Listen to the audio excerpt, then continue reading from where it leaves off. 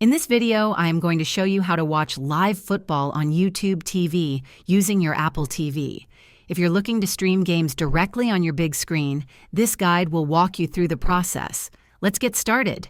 To watch live football on YouTube TV with your Apple TV, start by ensuring your device is connected to the internet. Open the App Store on your Apple TV and search for the YouTube TV app. Download and install the app, then log into your YouTube TV account, or sign up if you're new. Once logged in, browse the channel lineup to find the game you want to watch, such as ESPN, Fox, CBS, or NBC.